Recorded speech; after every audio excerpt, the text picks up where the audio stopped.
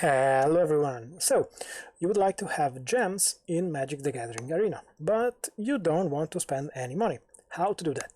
That can actually be done. And if you go over here and you click on it or just stay there, it's going to be appear gems can be purchased in the store, and if you click it's going to lead you in the store, and that is true. You can buy gems with real money. But that is not the only way to have gems. Another option, which is I think the most popular, is to actually play drafts or events. For example, there is this one here. You can play this draft event.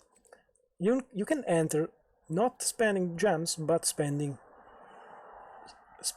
gold. And if you spend gold, the rewards that you get at the end are in the form of gems.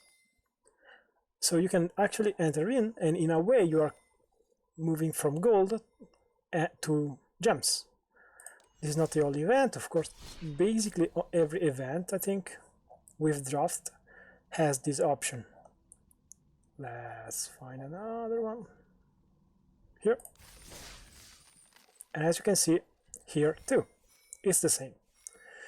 So this is another way to get gems in Magic the Gathering Arena without spending money. I hope you liked this video, leave a comment below, subscribe, and see you next time.